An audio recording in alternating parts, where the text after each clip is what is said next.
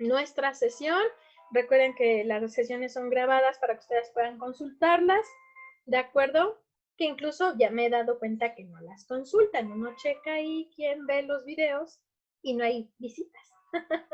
¿Sale? Bueno, chicos, pues el día de hoy, para que nosotros entremos de lleno al tema que corresponde a esta sesión y la siguiente, que es fundamentos de muestreo, primero vamos a entender los conceptos de población y muestra, ¿de acuerdo? Pero antes de hablar de población y muestra, vamos a hablar primero de algo que se le conoce como universo, ¿sale? Recordarán ustedes que para poder realizar una investigación de mercado, primero nosotros tenemos que segmentar, ¿de acuerdo? Nosotros tenemos que determinar un perfil, ¿no? Un perfil que nos va a ayudar a saber qué tipo de personas van a tener gusto, preferencia por nuestro producto o servicio, ¿no? Por lo que nosotros estamos ofreciendo. Entonces, a partir de esto, tenemos nosotros que seleccionar a las personas adecuadas mediante una segmentación, ¿de acuerdo? Esa segmentación de mercado que nosotros hacemos, ¿sí? Son un grupo de personas que, como ya decíamos, comparten gustos, preferencias, características, necesidades en común. A este grupo de personas que hasta el momento desconocemos qué número es exactamente, ¿sí? Le vamos a llamar universo. Es un montón de personas que pueden coincidir en estas posibilidades, ¿sí? Y no tenemos una cantidad exacta de personas. Si bien nosotros podríamos sacar un dato estadístico de alguna fuente secundaria, como vendría siendo alguna página de internet como el INEGI, pero realmente ese número estadístico, ¿no? Que nos dice cuántas personas pueden coincidir con algún dato de nuestra segmentación, tampoco el dato es exacto, porque nosotros podemos saber, por ejemplo, cuántas mujeres hay en el estado de Puebla, y para ser más precisos, en la ciudad, pero dice cuántas mujeres, no cuántas mujeres, por ejemplo, no sé, e incluso podemos encontrar el dato de mujeres casadas, divorciadas, en unión libre, ¿no? Pero no nos dice exactamente algún tipo de necesidad en particular. Si sufren diabetes, si estas mujeres sufren de depresión, si estas mujeres, no sé, tienen problemas hormonales, si estas mujeres son lesbianas. No nos dice con exactitud este tipo de cuestiones. Entonces, nuestro segmento de mercado se encuentra todavía dentro de un universo más grande, ¿de acuerdo? Y nuestro propio segmento, pues, es un universo, ¿de acuerdo? ¿A qué le llamamos nosotros entonces población? Población va a ser un conjunto de personas, ¿sí? Que van a compartir estas características de nuestra segmentación, ¿sí? Y estas características tendrán que ser percibibles, vamos, nosotros las vamos a percibir a primera vista, ¿de acuerdo? Son características, son necesidades que nosotros podemos captar de forma inmediata, ¿de acuerdo? Y que en determinado momento nosotros vamos a poder abordar a estas personas, ¿sí? Es decir, que sin la necesidad de preguntar, oiga, por ejemplo, usted está mal de la vista, ¿no? Sin la necesidad de estar preguntándolo, tú lo ves evidente porque usa lentes. ¿Sí me explico? Entonces, son aspectos, son necesidades, son cosas que estas personas van a tener en común, pero que son fáciles de captar, ¿sí? Cuando tú haces investigación de mercado, ¿sí? Y lo haces o determinas tu muestreo a través de población, quiere decir que tú vas a acercarte a las personas, ¿sí? Que comparten determinadas características, ¿de acuerdo? Y como les decía, son detectables, ¿no? De forma inmediata, ¿no? Tenemos diferentes tipos de población, ¿sí? La población homogénea, ¿sí? Es cuando todos los miembros de ese grupo, ¿sí? De ese conjunto, tienen las mismas características, ¿sí? Y cada uno de ellos son elementos que van a ser objetos de estudio, ¿de acuerdo? Tenemos también la población de tiempo. En este caso van a ser grupos de personas que tienen algún gusto o preferencia, pero que, vamos, puede ser por algún tipo de moda, ¿no?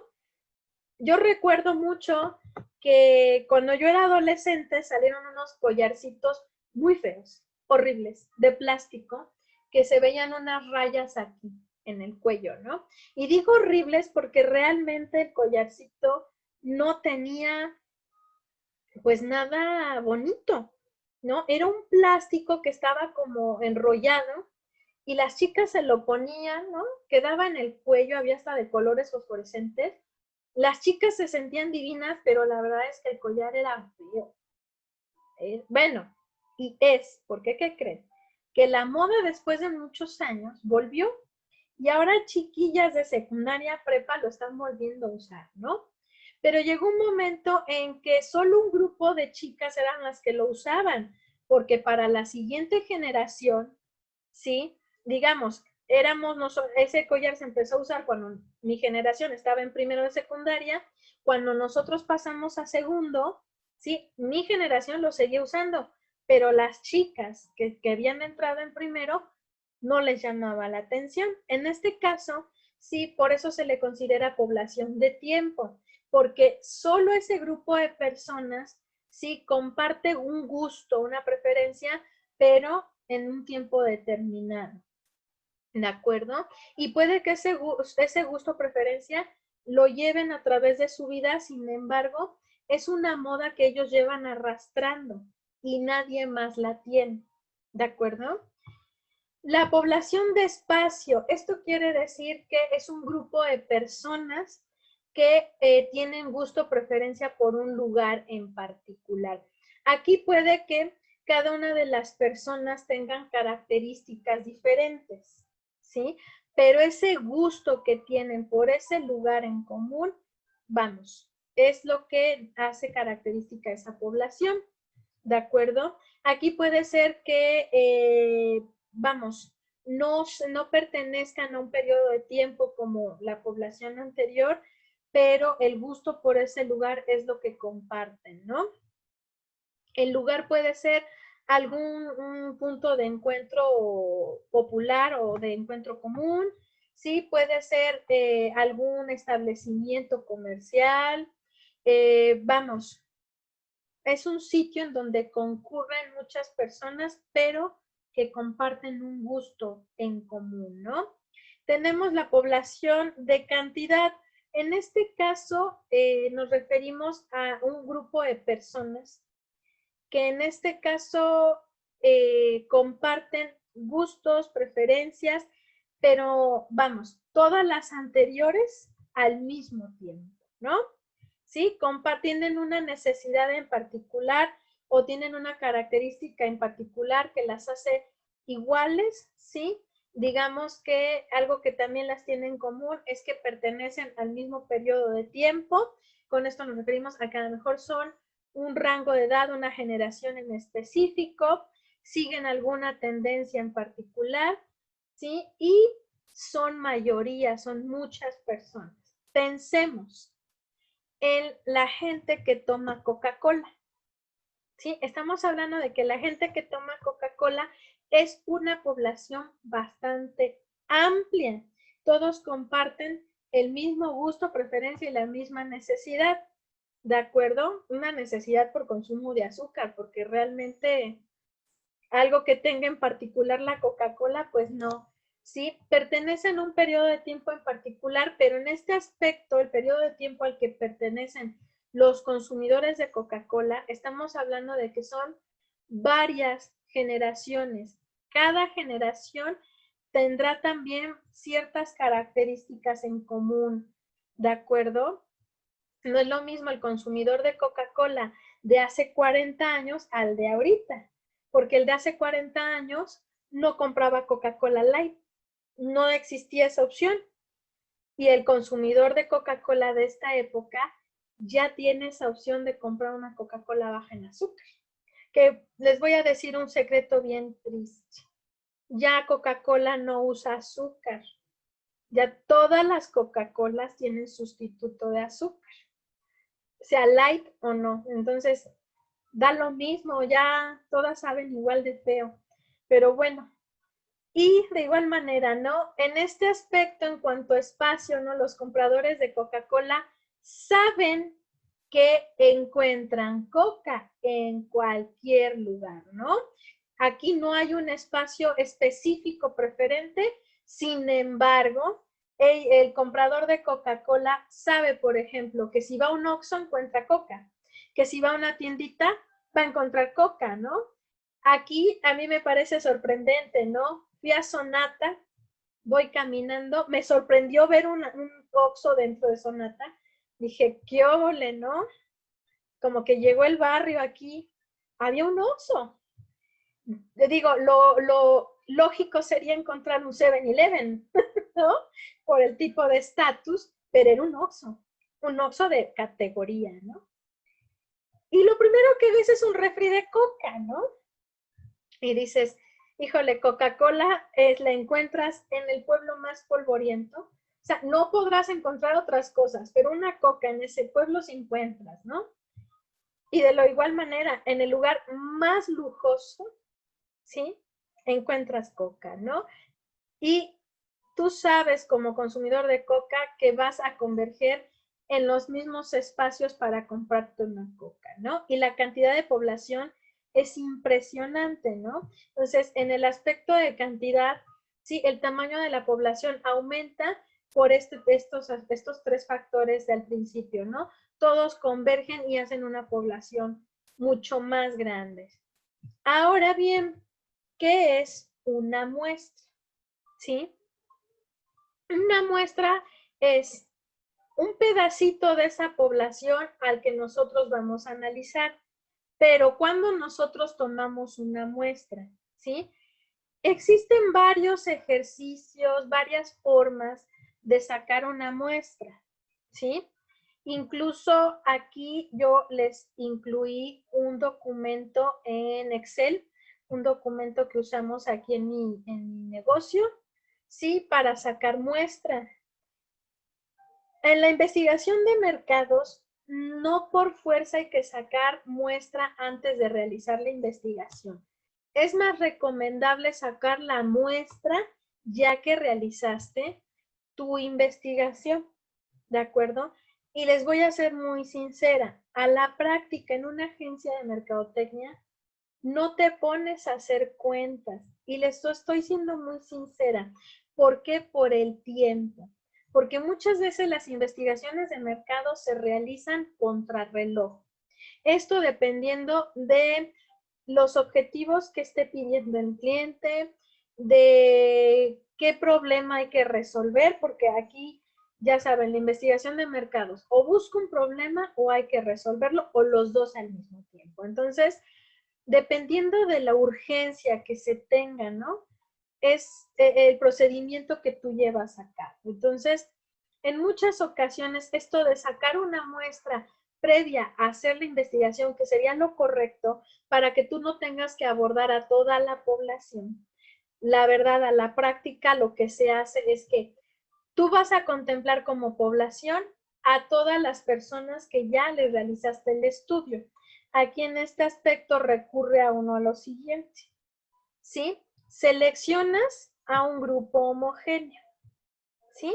A personas que comparten características en común que nosotros vamos a detectar fácilmente, ¿de acuerdo? Por ejemplo, dices, yo vendo bastones, ¿sí? Mi producto son bastones para personas que tienen alguna complicación física, discapacidad o son personas de la tercera edad. Entonces, de forma observable, tú vas a abordar a las personas que ves que cojean, que ya son mayores de edad, que tienen una mala postura, ¿sí? A esas personas son a las que tú vas a abordar. Tiempo. Tiene uno que marcar un tiempo determinado y sobre todo que tú ya segmentaste mercado y sabes más o menos el tipo de generaciones, el tipo de rangos de edad a los que tú tienes que abordar. Porque igual, si tú abordas a una persona joven, a pesar de que esté cogiendo, se vaya a ofender si tú le ofreces un bastón, ¿sí o no? Pero si es una persona que ya ves cansada, que ya es mayor, seguramente va a apreciar mucho que tú la abordes y le estés hablando sobre este tipo de equipo. Espacio. Lo que hace uno es seleccionar un lugar en específico donde sabemos que este tipo de personas van a converger. Puede ser una plaza comercial, incluso, no sé, a mí se me ocurre, si yo vendo bastones, me organizaría para ir los fines de semana al DIF. ¿Por qué al DIF? Porque los fines de semana las personas de la tercera edad en el DIF se reúnen para diferentes actividades. Entonces, ahí es en donde yo aplicaría, por ejemplo, el estudio, ¿sí? En cuanto a cantidad, entre mayor sea la cantidad de personas que nosotros abordemos, será mucho mejor, porque entonces nosotros vamos a tener una población amplia, ¿sí? Una vez que nosotros ya hicimos el estudio, procedemos a sacar la muestra, es decir, este subconjunto que representa a toda la población y nosotros a partir de ahí vamos a sacar nuestra muestra. Ahora, dentro de la muestra tenemos tres tipos. La aleatoria, que quiere decir que nosotros escogemos personas al azar, ¿de acuerdo? Vamos detectando personas, en este caso, por ejemplo, de los bastones, personas que podemos observar que tienen el problema, pero no lo hacemos de forma específica, sino a este lo abordas, aquel, sí, incluso puedes llegar a abordar personas que no tienen el problema, pero, o que no cumplen con el perfil, pero los abordas con el propósito de conocer su opinión, su respuesta. Tenemos la muestra estratificada, que en este caso tú ya seleccionas, ¿no? Vas dividiendo en grupos a las personas y les pides en grupos que te contesten una encuesta, que si los puedes entrevistar, ¿de acuerdo? Y lo que es la muestra sistemática. En este caso, ¿sí? Se realiza una planificación, ¿no? De forma previa. Tú estableces algún patrón de conducta, algún criterio en particular para que entonces selecciones dentro de esa población a personas muy específicas, ¿no? Como aquí lo comenta, vas a entrevistar, por ejemplo, al jefe de familia, ¿no? Si la persona mayor que requiere el bastón ya no tiene la capacidad de decisión, tú vas a preguntarle a la persona que se hace responsable de él, por ejemplo, ¿sí? Ustedes van a decir, ¿a poco a determinada edad ya no tiene uno la capacidad de decidir? Legalmente, después de los 75 años, se considera que una persona mayor, ¿no? Una persona que pasa de los 75, 80 años, ya no tiene la capacidad de tomar decisiones al 100%. Incluso legalmente se considera a esta persona incapaz, ¿no? De poder, tomar decisiones por sí mismo. O sea, cuando una persona mayor requiere operarse, no le preguntan a él si quiere, le preguntan a la familia, ¿no? Qué gacho, ¿no? Qué feo. Incluso está una propuesta actualmente de que a las personas mayores de 70 años ya no se les dé licencia para conducir, por ejemplo, porque consideran que ya no tienen la capacidad de poder, ¿no? Tener un vehículo por este tipo de razones, ¿no? Porque dicen que ya no se piensa igual. A mí se me hace algo discriminativo, no quiere decir que sea general todas las personas pasen por esto. Yo conozco personas de más de 70 años que llevan una vida, yo creo que hasta mejor que uno que está joven, ¿no? Pero pues bueno, en este caso, cuando nosotros detectamos personas a lo mejor mayores, le vamos a preguntar a lo que viene siendo al hijo, ¿no? Que puede ser que sea el que está tomando las decisiones en la vida de esa persona.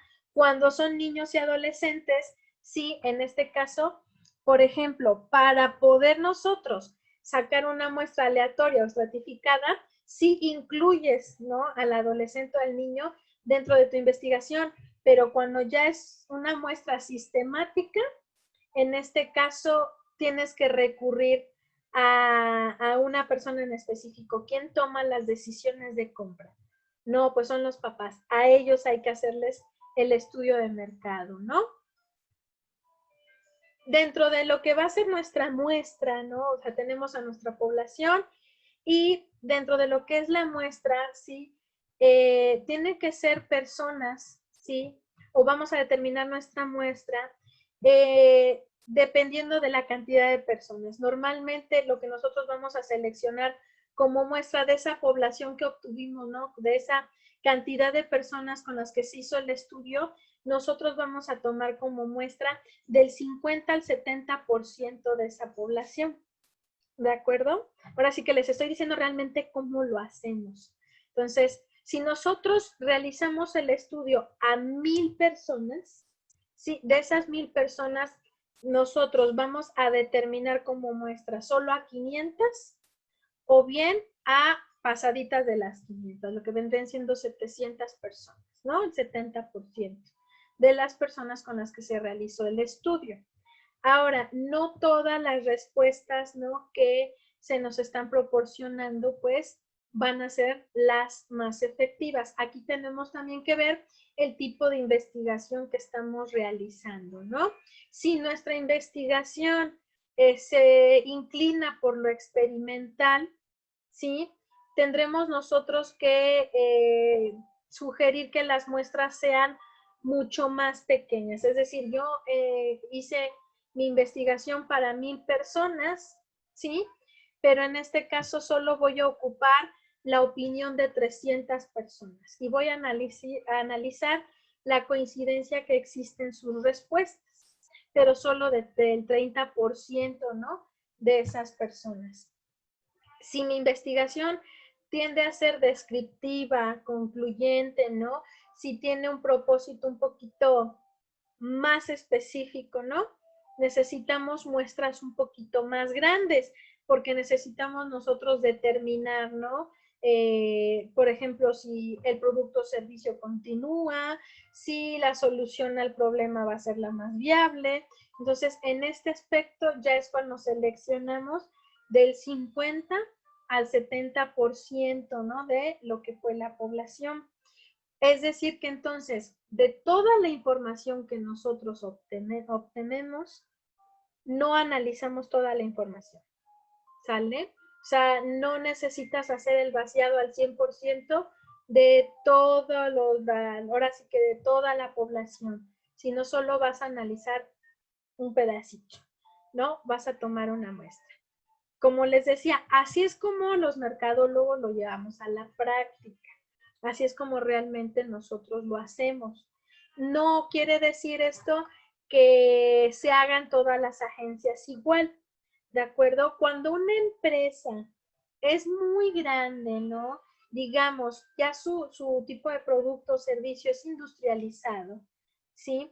Este tipo de estudio ya, vamos, ya más en forma, ya más exhaustivo, sí se hace, el trabajo sí se hace, pero porque en este caso no realizan una investigación de mercado, se realizan varias y de forma, vamos, aleatoria y recurrente, ¿de acuerdo? Esto dependerá mucho de la línea de productos con la que se está haciendo el análisis, dependiendo también para detectar nuevas tendencias, para hacer previsiones. Por ejemplo, Coca-Cola hace investigación de mercado y procesa toda la información para generar nueva publicidad, para generar nuevas promociones, para determinar la situación de sus productos, para poder abordar nuevas tendencias, y toda esta investigación la hace de forma previsiva y hacen proyecciones de 3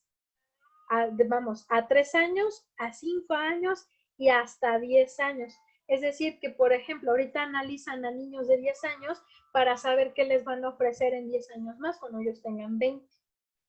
Yo sé que suena a lo mejor como una locura, pero sí, sí lo hacen, ¿no? Toda su investigación de mercado les ayuda a ir previendo las campañas que va a haber dentro de 3 años, ¿no? Campañas publicitarias, campañas promocionales. Sí, ellos van sacando su investigación de mercados para ir detectando a tiempo problemas dependiendo de la situación que tengan en el entorno también, ¿no? Si ellos ahorita, por ejemplo, con el nuevo etiquetado, detectan ellos un problema, ya se están preparando para que a lo mejor dentro de 3 años haya algún cambio en el producto, ¿sale? Como hizo Sopas Campbell's, ¿no? Sopas Campbell's hizo una investigación de mercado con el propósito de saber cómo percibía la gente el nuevo etiquetado que hizo el gobierno, ¿no? Y detectaron que a las personas pareciera que no, pero el hecho de que tuviera estos, ahora sí que hexágonos grandotes en negro y que pareciera una advertencia mortal, ¿no?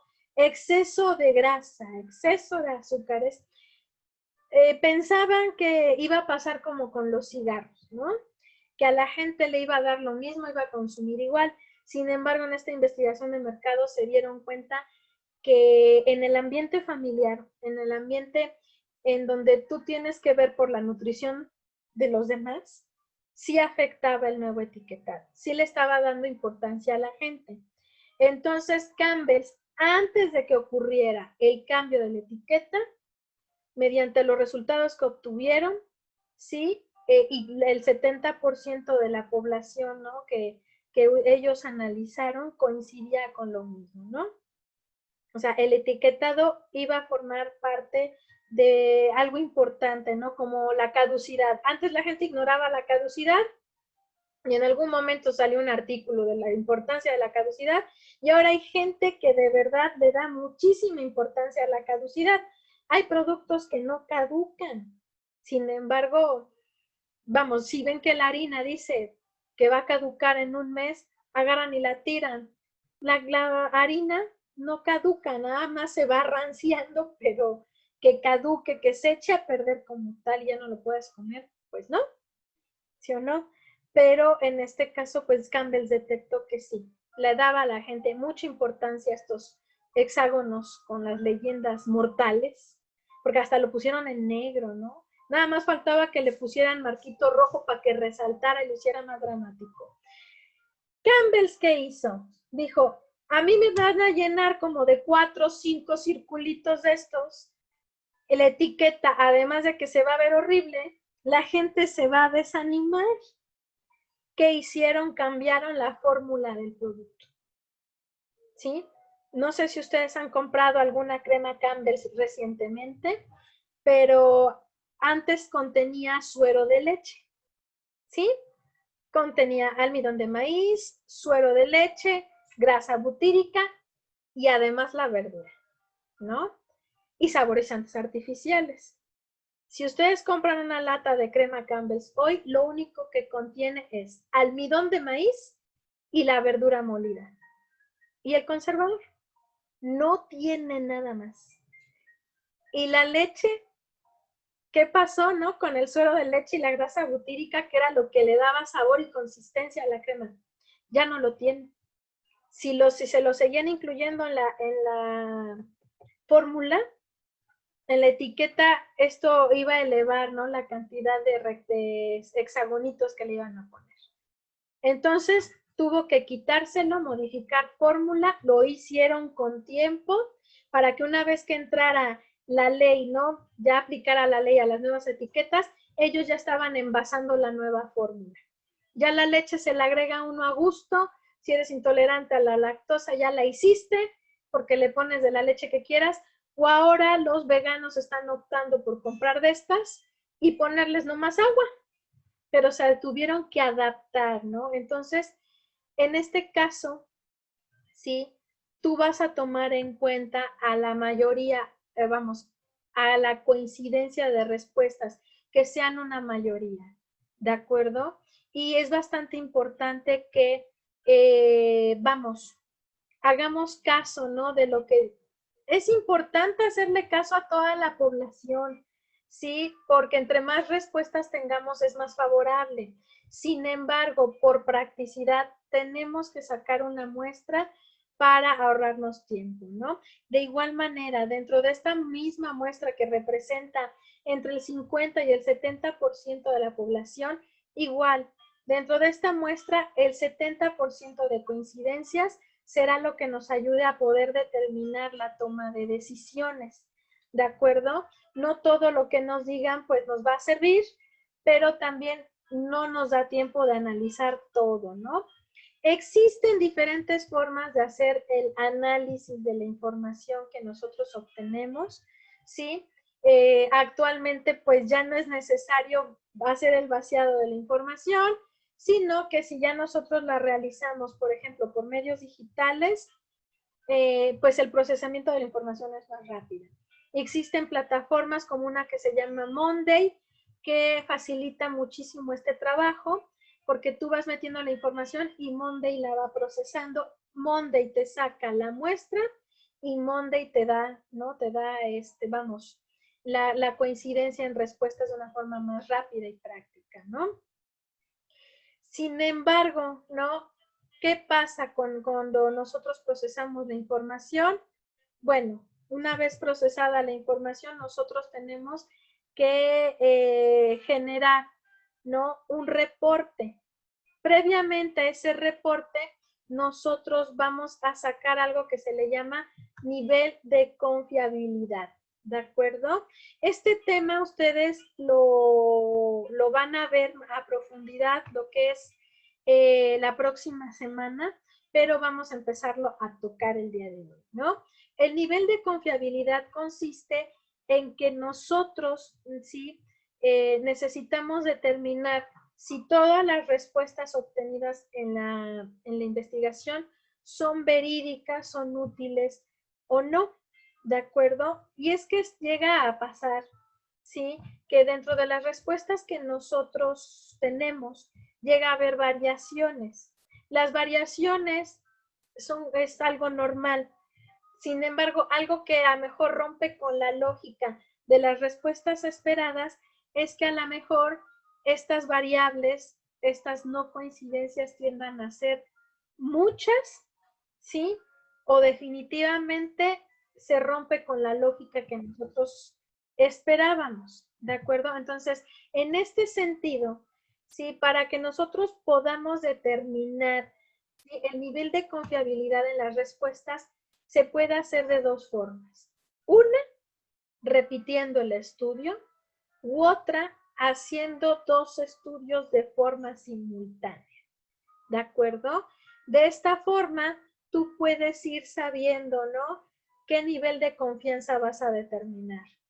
¿Sí? En este aspecto, lo que uno busca es que entre más coincidencia haya en las respuestas, mejor. Aquí, sobre todo, pensando en que tanto el muestreo, ¿sí?, como lo que es el nivel de confiabilidad, pertenecen básicamente a lo que son estudios cualitativos, ¿de acuerdo? Es decir, que a mí me interesa saber la opinión de la gente, es decir, que los estudios aplicados tienen respuestas abiertas. Sin embargo, esto no quiere decir que para lo que viene siendo un estudio cuantitativo no podamos nosotros determinar, por ejemplo, una muestra o una población. En ese aspecto sí, pero nivel de confiabilidad en cuanto a un método cuantitativo no hace falta. ¿Por qué no hace falta determinar un nivel de confiabilidad? Porque tú le estás diciendo al usuario cómo responder. ¿Sí? Cuando el método es cuantitativo, recurres a lo que vienen siendo preguntas cerradas y tú le das aproximadamente 3 opciones para responder, de 2 a 3 opciones. Tú le estás diciendo lo que la empresa necesita escuchar. ¿De acuerdo? Entonces, al momento de volver estas respuestas cuantificables, no necesitamos un nivel de confiabilidad. Sin embargo, para estudios cualitativos, sí es necesario conocer el nivel de confiabilidad que existe, en que las respuestas sean viables, sean verídicas, ¿sí?, sean fehacientes. Supongamos nosotros que realizamos una encuesta con preguntas abiertas, ¿no? Yo recuerdo, no sé si fue con ustedes que les puse el ejemplo de que, imagínense, ¿no? Llega un muchacho fortachón, espalda de ropero, de las caderas y las pompitas chiquitas, ¿no? Ponchado. Se acerca a Pamela y le dice, disculpa, ¿te puedo hacer una encuesta, ¿no? Y Pamela va a decir, pues claro, por supuesto que sí, ¿no? Pues ya nada más de verlo, ni modo que digas que no, con tal de platicar a ver si le saca su número, su perfil del Face, ¿sí o no? Si él te pregunta, ¿haces ejercicio? Pues no vas a decir, no. No, salgo a correr todos los días. Sales a correr porque sales con tu perro y se te escapa de repente, ya te hizo correr, pero que sea rutina, no se lo vas a decir. ¿Sí o no, Pam? ¿No? Los hombres pasa igual. Llega esas chicas que todo firme aquí, todo firme por acá, sea real o no, cinturita de avispa, ¿no? Súper guapa, igual y trae extensiones, pero el cabello se le ve formidable, ¿no? Va a llegar con César, ahí anda César, ya llega con César, con Luis o con Amaury, ¿sí? Y les va a decir, ¿qué onda, guapo? ¿Te puedo hacer una encuesta? Igual no van a decir que no, ¿verdad? A mí no sé por qué se me hace que Amaury es el más coquetón de los tres. ¿Y qué va a pasar? Que es igual, si le dice, ¿haces ejercicio? Va a decir que sí, no va a decir que no, yo no hago ejercicio. No, va a decir que sí con toda certeza. El problema es que esa respuesta en donde acaban de decir que sí y hasta determinan una rutina, no sabemos si realmente lo que el usuario nos respondió es cierto o no. No podemos determinarlo, no sabemos si nos están mintiendo. Aquí entra la observación, ¿de acuerdo? En este aspecto, cuando nosotros, se sugiere, ¿no? Que cuando haces estudios cualitativos, cuando tú estás buscando la opinión de las personas, haya dos expertos, ¿no? Aquel que tenga facilidad de palabra, facilidad de convencimiento, que se va a acercar a las personas a hacer los cuestionamientos, y otra que va a estar de mirón. Se le conoce como observador. Pero el observador lo que está analizando es el lenguaje no verbal, está analizando la respuesta de las personas, ¿sí? Ahí puede uno determinar si hay un nivel de confiabilidad o no. Eso es lo ideal, eso es lo que uno tendría que hacer realmente, ¿sí? Porque si tú determinas, terminando el estudio, determinando la encuesta o la entrevista, el observador determina que no hay un 100% de fiabilidad, uno puede descartar, ¿no? Descartar ese análisis, ¿sí? Y volverlo a repetir, ¿sí? Pero como no siempre se puede hacer esto, en ese aspecto entonces recurre uno a, vamos, a procedimientos estadístico-matemáticos para poder determinar qué nivel de fiabilidad o confiabilidad tienen las respuestas que tú acabas de ingresar a tu base de datos, ¿sí? Nosotros podemos detectar tres, incluso aquí se los puse con hipervínculo para que los analicen, ¿sí? En donde tú determinas por medio de, vamos, estudios matemáticos, ¿no? Pues mediante unas fórmulas, ¿sí? ¿Qué nivel de confiabilidad hay? A la práctica, realmente, tú lo que vas a buscar es que de un 65 a un 75%, ¿sí? De las respuestas tengan coincidencia, ¿no? Que haya algo en lo que está respondiendo la gente que coincida, ¿de acuerdo? Para poder sacar un nivel de confiabilidad óptimo, ¿de acuerdo? Porque es muy complicado estar jalando un observador. Sin embargo, para algunos estudios sí es necesario, por ejemplo, para poder determinar el comportamiento de los consumidores, por ejemplo, para poder determinar si el producto gusta o no, sí se requiere del observador por fuerza. Pero para algunos otros estudios, según el objetivo que tienen, pues no es posible estar jalando al observador todo el tiempo, ¿sí? Para estudios cualitativos, hacerlos de forma digital ¿sí? No es muy recomendable. Es recomendable para algunos aspectos, pero no es muy recomendable. ¿Por qué? Si nosotros realizamos un estudio cualitativo en donde nosotros necesitamos saber la opinión de la gente, en línea nos podemos encontrar con un grado de confiabilidad más alto que en persona. ¿Por qué? Porque la gente no va a contestarte, en persona la gente miente.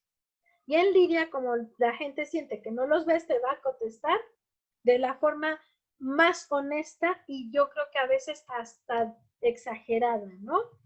Entonces, si la gente tiende a exagerar en este contacto en línea, también el nivel de confiabilidad puede verse afectado, porque a lo mejor la persona está exagerando, ¿de acuerdo?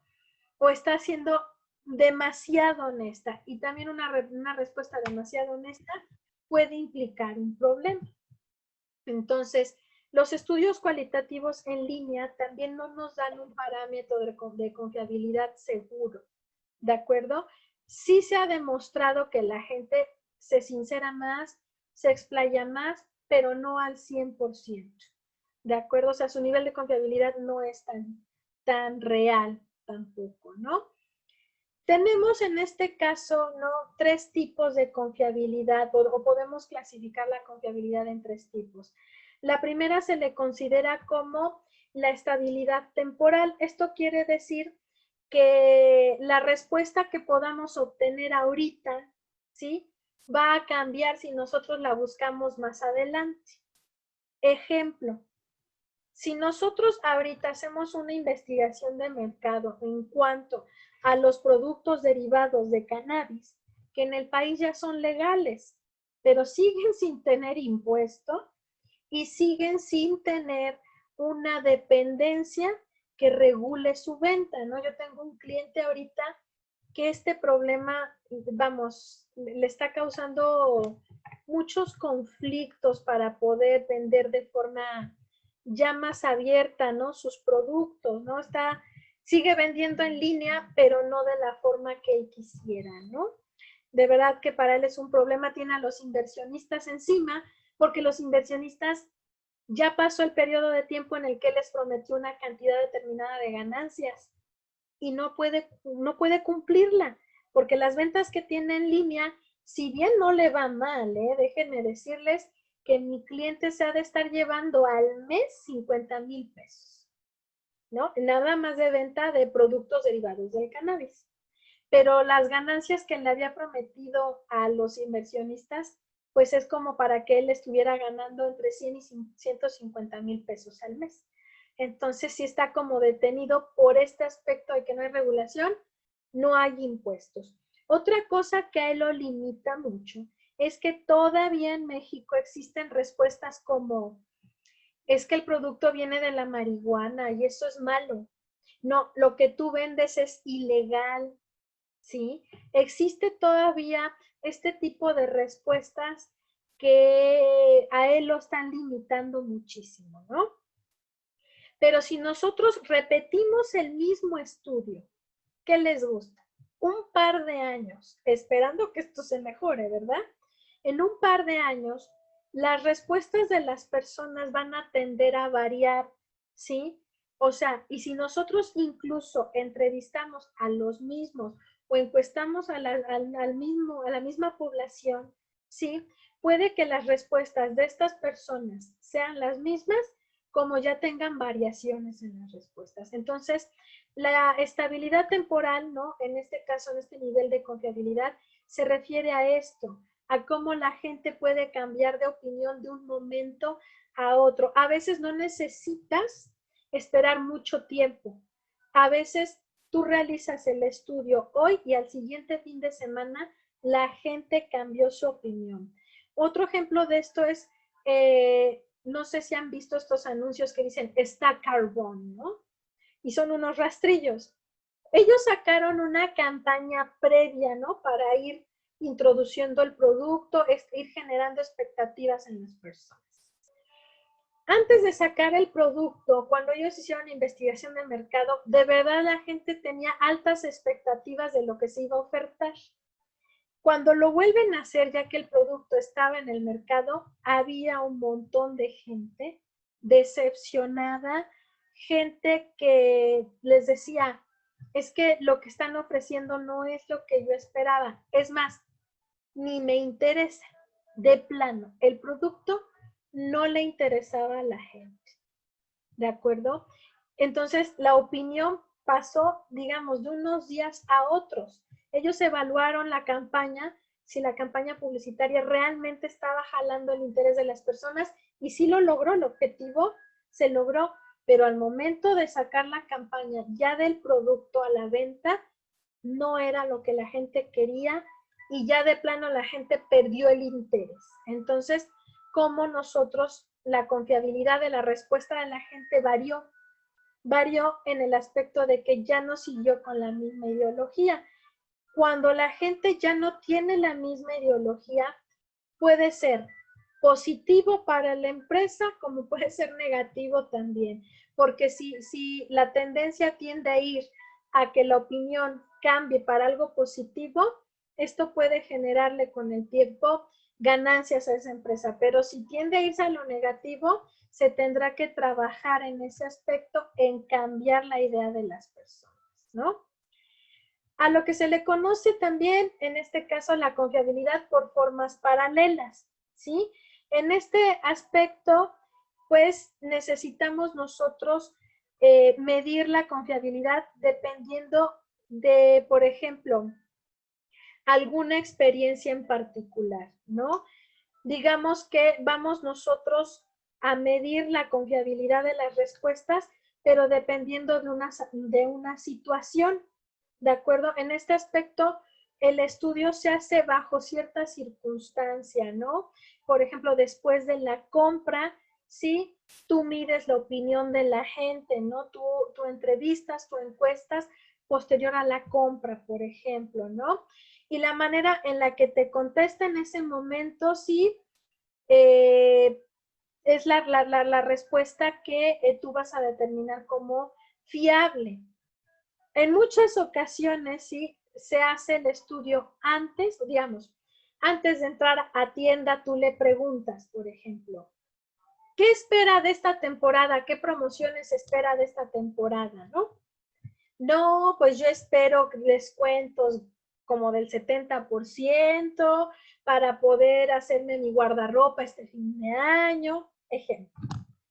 Cuando sale la persona de la tienda, le vuelves a preguntar lo mismo. Bueno, casi lo mismo. Dígame. Y entonces, las ofertas y promociones que encontró son lo que esperaba y las personas pueden decirte, sí, sí son lo que yo esperaba y ahí tenemos una respuesta fiable, ¿no? Confiable. Si la persona al salir te dice, pues sí, pero ahí hubo un pero, ya la respuesta no es 100% confiable. Hay un pero. No, definitivamente yo esperaba más y encontré descuentos, pero no lo que yo quería o no en los productos que yo esperaba. Y ahí ya tenemos un nivel de desconfianza porque la persona, pues no salió satisfecha, ya no hay confiabilidad en lo que está diciendo. Entonces, por eso se llama de formas paralelas, porque lo puedes hacer antes de la compra, después de la compra, ¿no? Antes de sacar el producto y después de sacar el producto también, como lo que viene siendo la estabilidad temporal, ¿no? Pero en este caso no dejas pasar mucho tiempo. En el caso de las formas paralelas, tiene que ser un periodo corto, prácticamente inmediato, cuando tú mides las dos respuestas. ¿De acuerdo? Y hay otro procedimiento que se le conoce como división por mitades. La división por mitades se puede hacer de una forma más práctica, como se puede hacer por un método matemático. La verdad, se hace más fácil, ¿no? Tú lo que haces es que tienes, por ejemplo, haces una encuesta de 20 preguntas, ¿de acuerdo? Esta encuesta de 20 preguntas la divides en nones y pares, ¿de acuerdo? O sea, divides las preguntas nones y divides las preguntas pares. Lo que uno debe procurar es que las preguntas no se parezcan, ¿de acuerdo? Esto con el propósito de no confundir al usuario a quien vas a hacerle el estudio y que te diga, pero eso ya te lo contesté, ¿de acuerdo? Sino que trates de que las preguntas sean muy, muy especiales, muy particulares, ¿de acuerdo? En este caso, también puedes determinar, ¿sí? Que comiences con preguntas fáciles de responder y luego con preguntas un poquito más complejas, sobre todo en el aspecto de que estamos hablando de que son preguntas abiertas, ¿no? Recuerden que este tipo de cosas se hacen con estudios cualitativos. Entonces, comienzas con preguntas sencillas y terminas con preguntas quizás en donde pongas en duda a la persona de cómo te va a contestar. ¿De acuerdo? Este estudio lo divides en dos con el propósito de que lo hagas en dos ocasiones diferentes. En este caso, igual, no tienes que dejar pasar mucho tiempo, pero tú le puedes decir a la persona, le voy a realizar este estudio hoy, ¿sí? Estas preguntas hoy, y el día de mañana vamos a realizar otras, ¿de acuerdo? En este caso, para poder hacer la división por mitades, necesita uno juntar a una población considerable, ¿sí? Y hacerle el estudio en 2 días diferentes, por ejemplo. Se puede hacer el mismo día también, pero tienes que dejar pasar un lapso de tiempo para que a la persona se le olvide lo que ya te respondió y le des el resto de las preguntas para que las pueda responder. ¿De acuerdo? Esto con el propósito de que en estos dos conjuntos de preguntas tú puedas determinar si la persona lo que te contestó es fiable o no. ¿Sí? A lo mejor dos preguntas coinciden con la misma respuesta, pero tienes que hacerlas de forma, por eso les digo, diferente, que no se parezcan, pero la respuesta tendrá que ser similar. Si las respuestas de la persona no coinciden, ¿sí? No hay confiabilidad en lo que está diciendo, está variando. Entonces, esa persona te está respondiendo por responderte, ¿de acuerdo? Pero si sus respuestas coinciden, quiere decir entonces que hay confiabilidad.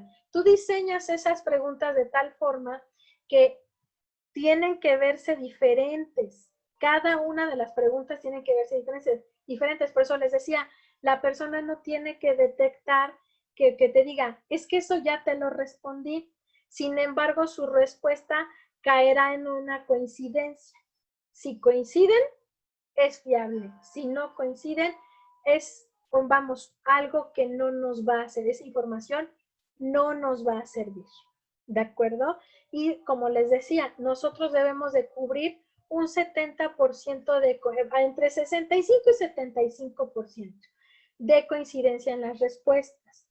Ahora bien, ¿qué pasa si de mi muestra, ¿sí? Que mi muestra representa el 70% más o menos, entre el 50 y el 70% de mi población, y de esa muestra yo necesito el 70% de coincidencia y hay menos, ¿sí?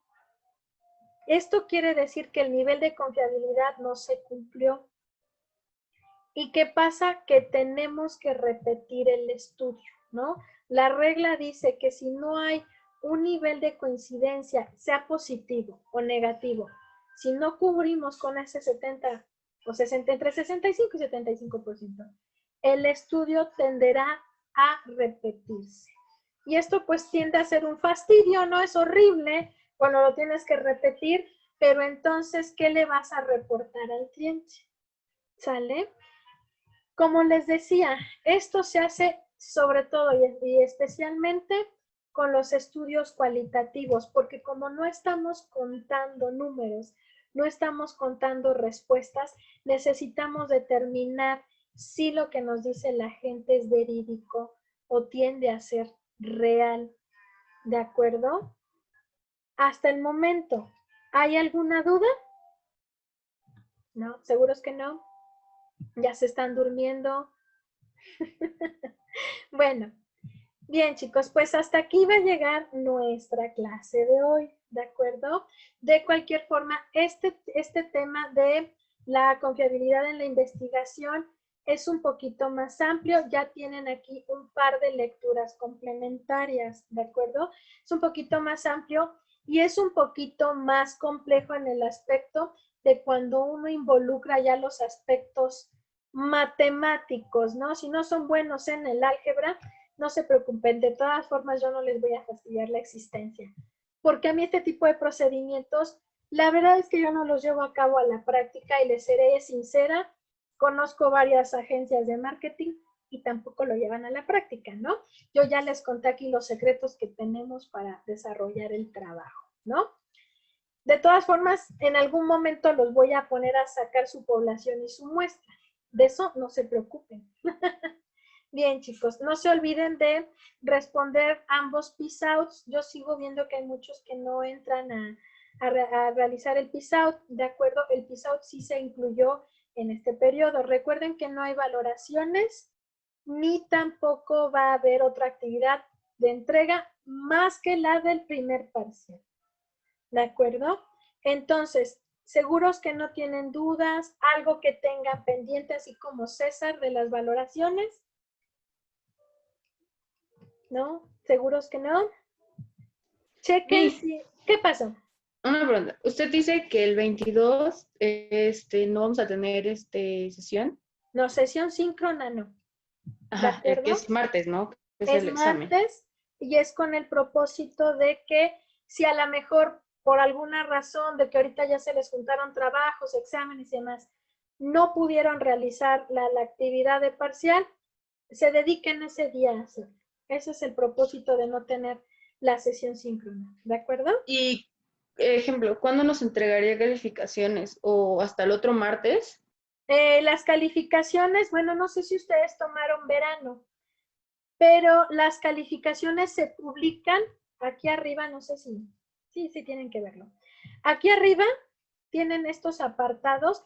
Yo supongo que deberían de verlos todos. Habían unos chicos de Veracruz que me habían comentado que a ellos no les aparecían.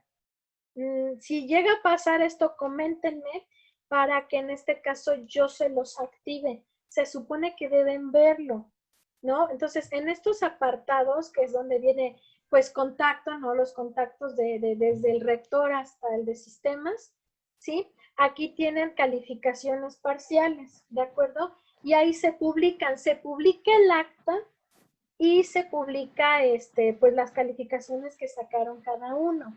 ¿De acuerdo? ¿Por qué se publican por separado? Para que quien detecte que su nombre no está en actas, ¿sí? Cheque en servicios escolares qué está pasando. Recuerden que tenemos oficinas virtuales y ahí es en donde ustedes tienen que dirigirse para saber por qué no están en acta. ¿Sale? Y aparte, pues les pongo yo la calificación que realmente sacaron. Igual chequen sus pagos porque pues ahorita muchos se van a quedar sin derecho por pagos. Ahorita se nos indicó que todo aquel que no aparezca en actas, no se le puede anexar, sale como a veces ven que se les anexa a mano, en este caso no, y quien tenga deudos se le tiene que colocar 5, ¿de acuerdo? Ya después que hacen sus aclaraciones financieras, como nosotros reportamos la calificación real, ya después ustedes tienen que arreglar su situación financiera para que en sistema les aparezca esa calificación real y no el 5, ¿de acuerdo? Entonces sí chequen sus pagos para evitar que se queden sin el derecho a su calificación real. Sí nos dijeron que se les acepten entregas, se les hagan exámenes, pero si tienen problemas de pago se va a colocar 5, ¿de acuerdo?